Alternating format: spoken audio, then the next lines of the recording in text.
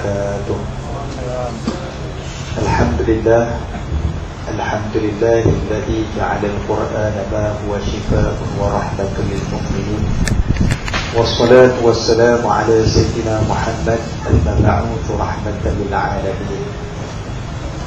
Qala rabbi shrah li sadri wa yassir li amri wahlul 'uqdatam min lisani yafqahu qawli, amma ba'du.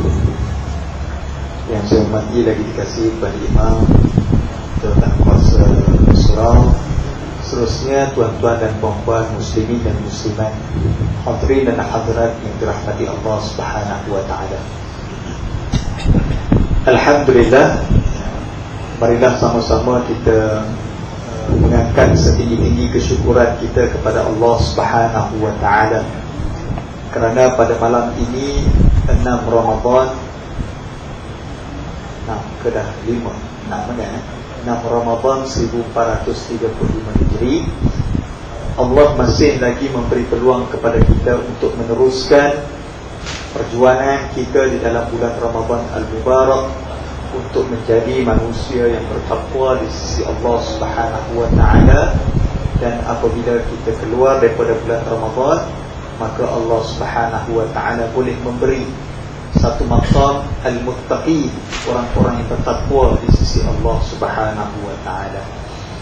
Bila kita mulakan dengan menyebut syukur kepada Allah kerana Allah telah memberi peluang. Beberapa hari yang lalu kita baca di dada-dada akhbar telah menceritakan ada seorang lelaki yang nak pergi ke bazar Ramadan di Putrajaya. Jatuh longkang, kemudian meninggal dunia. Saya sehari selepas kejadian itu pergi jugalah ke bazar Ramadan tersebut, sambil nak membeli juadah sebagainya. Saya tengoklah longkang tu tidaklah berapa besar, macam longkang yang susah untuk dilompat dan sebagainya. Mungkin takdir Allah dan juga ajalnya sudah tiba. Orang Kelantan kata tergelecok ataupun terpleot sikit sebanyak, kemudian jatuh terus meninggal di tempat kejadian. Begitu juga sebelum Ramadan kita dengar macam-macam berita orang yang meninggal dan sebagainya. Maknanya apa? Maknanya benarlah kata Nabi Muhammad sallallahu alaihi wasallam di dalam satu hadis, bahkan doa yang Nabi ajar kepada kita apabila tiba sahaja bulan Rajab, maka satu doa yang Nabi ajarkan kepada kita, Allahumma barik lana fi Rajab wa Sya'ban wa ballighna fi Ramadan. Ya Allah, berkatilah kami di dalam bulan Rajab, Sya'ban, dan sampaikanlah kami di dalam bulan Ramadan. Satu doa yang Nabi ajar kepada kita supaya kita ada peluang nak masuk dalam bulan Ramadan. Oleh kerana itu, marilah sama-sama kita bersyukur kepada Allah kerana Allah memberi peluang dan ruang kepada kita untuk tiba lagi di dalam bulan Ramadan. Rasa macam baru saja sambut Ramadan tahun lepas, tahun ini tiba lagi, maka syukurlah pada Allah Subhanahu wa taala. Baik, tuan-tuan dan puan-puan muslimin dan muslimat yang dirahmati Allah Subhanahu wa taala, ulama salafus salih menyebut bahawa Ramadan ini dipanggil sebagai as-siyam wal qiyam wal Quran. Ulama salafus salih menyebut Ramadan ini adalah as-siyam, puasa, wal qiyam, yakni merujuk kepada salat, wal Quran, iaitulah kitab Al-Quran. Apabila kita masuk dalam bulan Ramadan, tiga perkara ini dia tidak boleh terpisah dan perlu buat secara bersungguh-sungguh, dan Allah Ta'ala bagi banyak pahala orang yang istiqamah membuat ketiga-tiga. As-siyam, seperti mana yang kita buat sampai ke hari ini, kita berpuasa, dan rata-rata masyarakat Melayu, masyarakat Islam di Malaysia ini tidak ada masalah berpuasa. Maknanya siapa saja yang beriman kepada Allah, maknanya dia akan berpuasa dengan keadaan yang tertib, mengikut fiqh bagaimana untuk menjaga puasa daripada batal dan sebagainya. Begitulah orang-orang yang beriman sahajalah yang akan berpuasa. Tetapi hari ini kalau kita tengok masyarakat di Malaysia ni, kadang-kadang orang bukan Islam pun nak try puasa. Dia nak tahu apa istimewanya puasa. Kadang-kadang dia puasa hanya untuk diet ataupun nak kawal pemakanan daripada penyakit. Puasa tapi tak dapat pahala sebab tidak disertakan dengan niat dan juga iman kepada Allah Subhanahu Wa Taala. Semalam orang duk heboh-heboh tentang seorang apa di China bekas model, nama apa tu ya, Felicia ya, macam tu lebih kurang. Ustaz nak sebut pun tak apa, nak tahu sangat. Tapi baca-baca dalam Facebook tu, tengoklah juga, oh ni rupanya. Nak cerita ke apa, saya pun bila semalam dia mengisytiharkan pengislaman dia, saya terdetik nak mengatakan bahawa ini hebatnya hidayah Allah Subhanahu Wa Taala. Orang yang Cina, daripada keluarga Cina, mungkin kita biasa dengar, biasa Ustaz orang Cina masuk Islam. Cumanya dia ni bekas model majalah Playboy. Majalah Playboy ni, ada siapa sini pernah baca? Sekat? Buka semua. Buka semua. Lagi memberi gambaran. Saya tak biasa tengok, tahu orang sebut ya? Macam orang kalau Malaysia ni kurang lebih macam majalah mangga begitulah. Majalah mangga terbuka, tertutup, macam tu lah sekalian. Saya pun heran tuan-tuan sekalian, kenapa majalah mangga ni orang muda selalu beli. Sepatutnya majalah mangga ni pembacanya adalah peladang. Tajuknya mangga nanas kan, peladang, tapi lain cerita ni kan. Nak ceritanya seorang model yang hidupnya memperagakan tubuh badannya, akhirnya terdetik nak masuk Islam. Semalam di masjid TTDI dia mengisytiharkan perislaman dia. Dia sebut dia pernah masuk gereja nak cari damainya hidup, tak jumpa. Dia pernah pergi ke agama Buddha, bernadab tokong untuk mencari damainya hidup. Akhirnya dia tak bertemu. Akhirnya dia jumpa di masjid rumah Allah Subhanahu Wa Taala. Subhanallah. Itulah hidayah ini milik Allah Subhanahu Wa Taala. Maka tiada siapa pun yang boleh menentukan hidayah ini. Manusia hanya boleh mengajak kepada iman dan Islam, tetapi Allah yang menentukan siapa yang nak diberi hidayah dan siapa yang tidak diberi hidayah.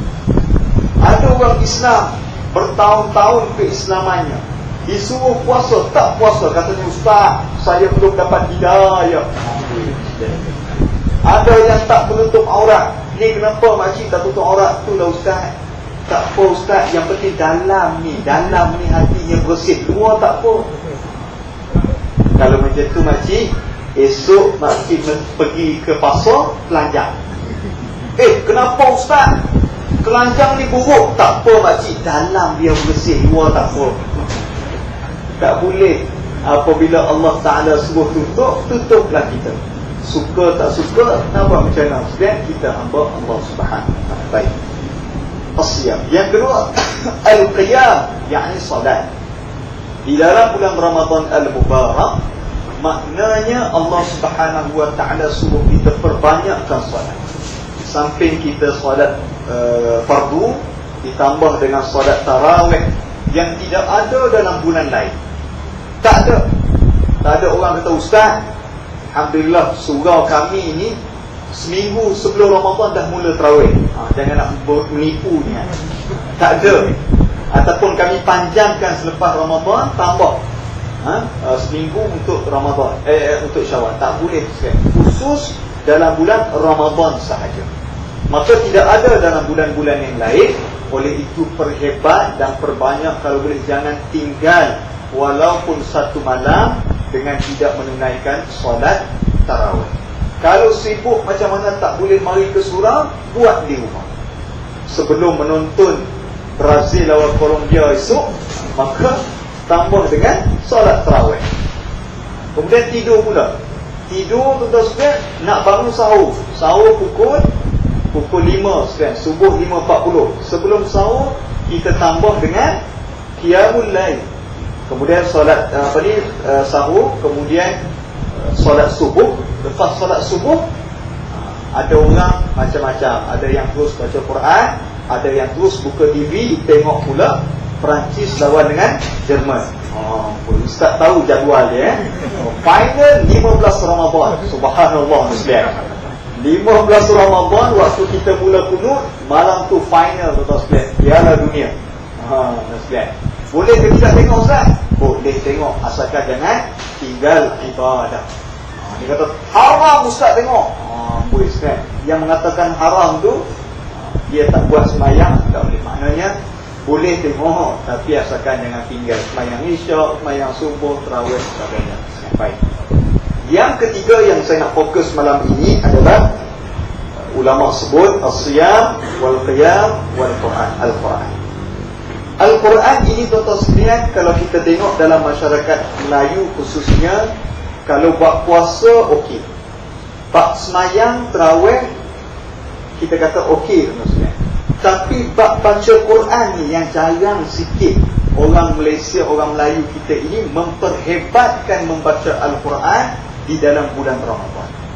Kalau kita semak kepada sirah Nabi Muhammad sallallahu alaihi wasallam, Nabi apabila datangnya bulan Ramadan, Nabi akan memperhebatkan membaca Al-Quran. Dan setiap malam Nabi akan bertadarus bersama dengan Jibril alaihi salam membaca Al-Quran.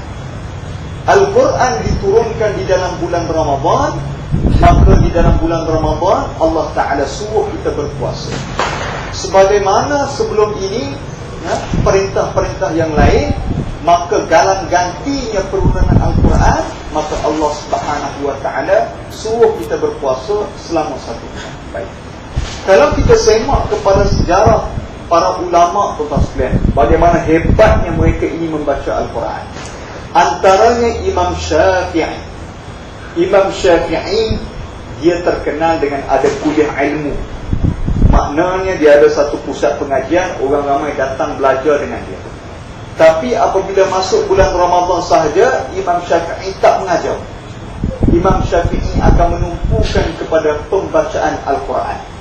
Sehingga akan dikhabarkan di dalam buku-buku sejarah tuan-tuan sekalian, Imam Syafi'i ini khatam Al-Quran satu hari sebanyak 2 kali.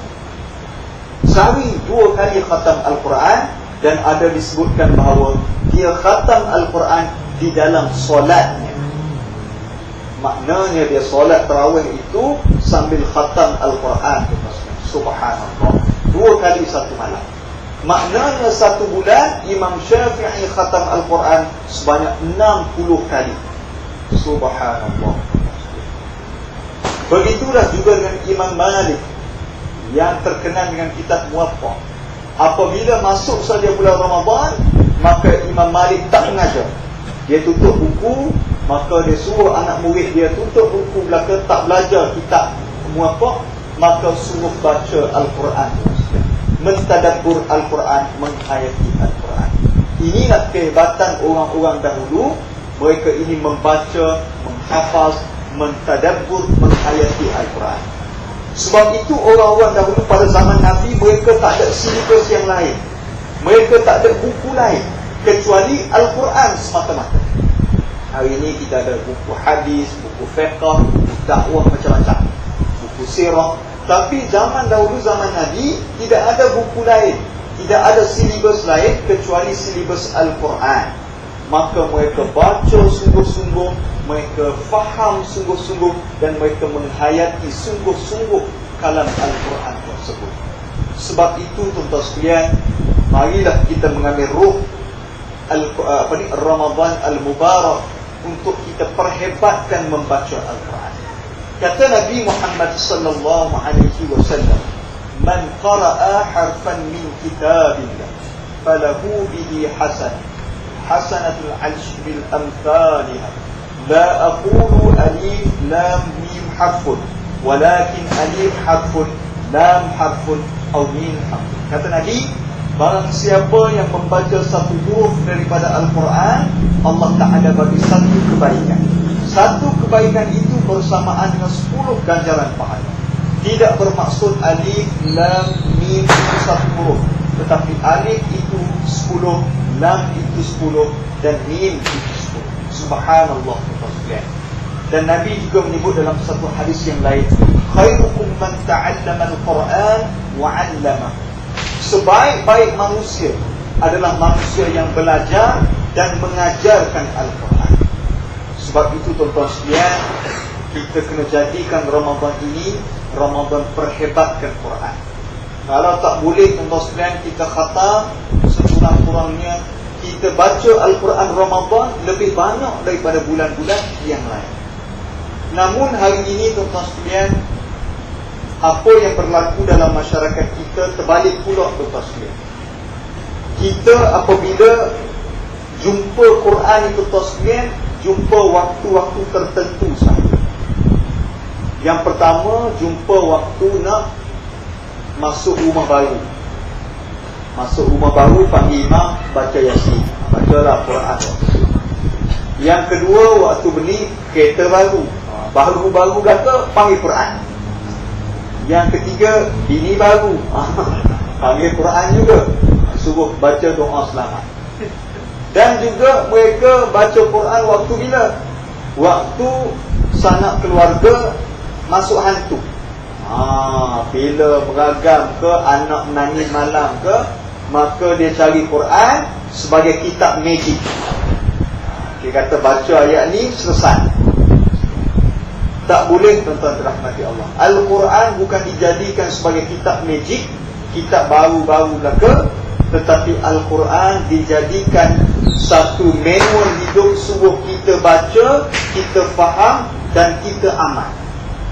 Kata ulama, macam mana nak menghargai Al-Quran? Kita kena anggap setiap ayat di dalam Al-Quran itu seolah-olah bagi tahu dekat kita. Contoh, kita baca suratul Fatihah. Dalam satu hadis qudsi, Nabi Muhammad sallallahu alaihi wasallam menyatakan bahawa surah Al-Fatihah ini adalah satu dialog di antara kita dengan pencipta, yakni Allah Subhanahu wa taala. Apabila kita membaca Alhamdulillahi Rabbil Alamin, segala puji bagi Allah, Tuhan sekalian alam, maka Allah menjawab, hamba-Ku sedang memuja Ar-Rahmanir Rahim, Tuhan yang maha pengasih lagi maha penyayang. Allah menjawab, hamba-Ku sedang mengagungkan Maliki Yaumiddin, Raja sekalian langit dan bumi. Allah menjawab, hamba-Ku sedang memuji Iyyaka na'budu wa iyyaka nasta'in, ihdinas siratal mustaqim, tunjukkanlah Ku jalan yang benar. Allah menjawab, ini antara Ku dan hamba-Ku. Siratal ladzina an'amta 'alaihim ghairil maghdubi 'alaihim waladdallin. Jadilah kami sebagai orang-orang yang beriman, yakni untuk bertakwa kepada Allah, dan jangan jadikan kami orang yang rugi. Maka Allah menjawab, perkenankanlah doa hamba-Ku ini. Lantas kita menjawab, amin. Subhanallah. Kalaulah kita faham surah Fatihah ini, kita sedang bercakap dengan Allah, maka Fatihah kita baca dengan penuh tertib, dengan penuh penghayatan. Kita faham kita sedang bercakap dengan Allah, Allah memperkenankan doa kita. Subhanallah. Tapi kita baca surah Fatihah ni cepat, nak cepat, tambah sembahyang tarawih nak kerja 20, contoh kan, nak cepat, baca laju, yang panjangnya satu je, waladdallin je. La yahmdu bi'amalika iyyaka na'budu waladdallin. Jemaah kata lega, bagus imam ni. Esok Al-Hijrah lagi, sebab imam dia terbaik, laju 9 suku selesai 8 rakaat. Muslim. Jadi surah pilihan, maknanya jawatan kuasa kena extend sampai ke belakang.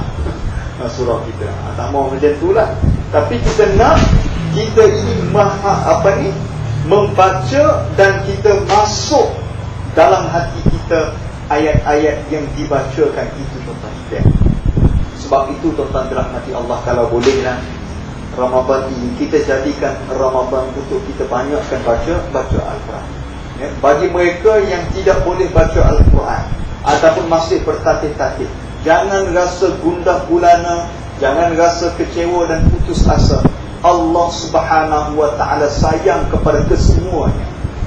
Bagi orang yang hafaz Al-Quran, Allah Ta'ala sediakan kepadanya pintu syurga, bahkan boleh memberi syafaat kepada ahli keluarga. Tetapi juga Allah memberi peringatan, sekiranya hafaz Al-Quran tetapi tidak mengingat, bahkan tidak mengamalkan Al-Quran, maka Allah Ta'ala laknat kepada, Allah tak bagi rahmat kepada. Bagi mereka yang sedang bertatih-tatih, Allah memberikan hadis-hadis, Nabi memberikan hadis-hadis, ayat-ayat, memberi motivasi kepada kita. Antaranya hadis yang saya bacakan tadi, 1 huruf bersama dengan 10 pahala. Kalau kita tak boleh baca dalam keadaan yang banyak, muslim, maklum kita baru bertatih, jangan kecewa. Mulakan dengan alif bata pun tidak ada masalah. Kalau alif bata 3 huruf kali dengan 10, 30 pahala, muslim. Esokkannya pula baca surah Al-Fatihah, sikit demi sikit Allah Ta'ala permudahkan dan Allah Ta'ala bagi banyak pahala. Bahkan lebih baik lagi daripada orang yang tahu baca tapi tak baca. Tapi kita tak tahu baca tapi berusaha untuk baca, itu lebih baik dan besar pahalanya di sisi Allah Subhanahu wa ta'ala. Allah tidak memandang berapa banyak kita buat, tapi berapa ikhlas dan sungguh-sungguh kita buat mengamalkan ibadah. Kalau semayang tak berhenti seperti ayam patuk makanan 20 rakaat, tapi tak masuk dalam hati, bahkan buat untuk menunjuk-nunjuk, bahkan dikira sebagai sia-sia di sisi Allah. Tapi kalau kita buat dengan penuh keimanan kepada Allah, bahkan lebih baik dan lebih banyak pahala yang Allah Ta'ala kurniakan kepada kita. Sebab itu, tuan-tuan sekalian, di dalam satu buku yang begitu popular di dunia pada waktu ini, yang dicetak kurang lebih daripada 17 bahasa, iaitulah kitab La Tahzan, Don't Be Sad, Jangan Bersedih, karangan Dr. Aid Abdullah Al-Karni. Dia pernah mari ke Malaysia, tuan-tuan sekalian, di tahun lalu. Buku ini begitu bagus, tuan-tuan sekalian, memberi pengharapan kepada orang-orang yang rasa jauh dengan Allah Subhanahu wa ta'ala. Sebenarnya, tuan-tuan sekalian, Al-Quran bukan semata-mata kitab untuk menyuruh semata-mata. Subuh buat ni, semayang, semayang, wa aqimus solat, wa atuz zakat, semayang baca Quran. Ataupun satu kitab yang bagi tahu semuanya, kalau buat salah neraka. Tidak, tuan-tuan sekalian. Tapi Al-Quran ini sikit sangat yang tak bagi, banyak yang bagi. Sedikit sahaja ayat yang cerita bab neraka, tapi begitu banyak cerita bab syurga. Sedikit sangat Allah Ta'ala cerita tentang laknatnya Allah kepada manusia yang ingkar, tapi banyaknya Allah Ta'ala bagi pengharapan kepada orang yang nak kembali kepada Allah Subhanahu wa ta'ala. Sebab itu, tuan-tuan sekalian, tidak ada agama yang lebih baik daripada Islam, yang memberi pengharapan kepada seluruh umat manusia. Orang yang buat salah, pintu taubat terbuka selagi mana matahari tidak terbit daripada barat. Kalau di dalam agama Kristian, tuan-tuan sekalian, kita buat salah, maka kita kena pergi jumpa dengan padri. Esokkannya pergi jumpa depan padri. Ada satu tempat, tuan-tuan sekalian, dipanggil sebagai tempat pengampunan. Padri duduk depan kita, maka kita kena isytiharkan salah kita depan padri. Kalau dalam gereja itu adanya manusia, di dalam ramainya manusia, maka manusia itu dengar kesalahan kita, kita isytiharkan depan padri, maka padri dengar dan beliau mengampunkan dosa orang yang buat kesalahan. Begitulah dengan agama-agama lain.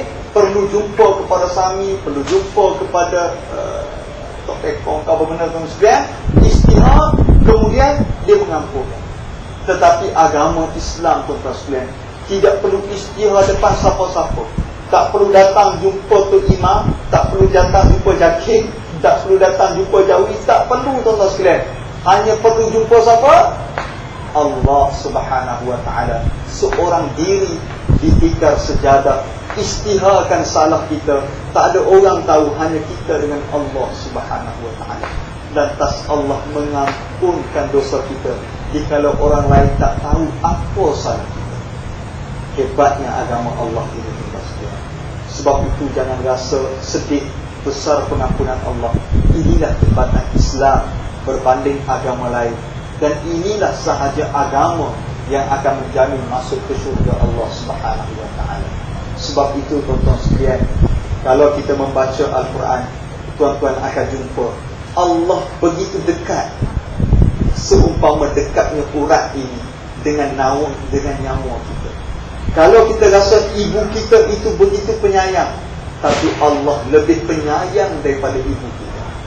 Ibu kita mungkin tidak lupa untuk memberi sarapan pagi-pagi kepada anaknya untuk pergi sekolah, tapi Allah tidak pernah lupa menghembuskan nafasnya untuk kita hidup tiap-tiap hari tanpa kita meminta nyawa tersebut. Allah tidak pernah minta klaim kita hirup oksigennya, tapi mak ayah kita mungkin minta klaim tiap-tiap pagi bagi makanan. Hujung periksa nak mesti dapat 5A. Klaimnya dia. Ketua punya anak, tiap-tiap hari aku gosok baju, bagi makan, 1A kau bagi aku. Klaim, tuan-tuan sekalian. Tapi Allah tak minta klaim. Ini beza manusia dengan Sang Pencipta. Sebagai akhirnya, tuan-tuan sekalian, pada hari ini saya cuba untuk membangunkan iman kita, tuan-tuan sekalian. Nak memasukkan suntikan motivasi iman. Kita sungguh-sungguh mulai malam ini untuk membaca Al-Quran, tuan-tuan sekalian. Tak boleh baca Al-Quran, baca terjemahan, supaya, tuan-tuan sekalian, tahun ini kalau boleh, bagi mereka yang mampu membaca Al-Quran, khatam Al-Quran. Yang tak boleh baca Al-Quran bertatib, baca terjemahan, khatam juga Al-Quran dengan terjemahannya. Subhanallah, tuan-tuan sekalian, kita dekat dan banyak pahala yang Allah Ta'ala akan berikan kepada kita. Puasa, Alhamdulillah, kita boleh buat.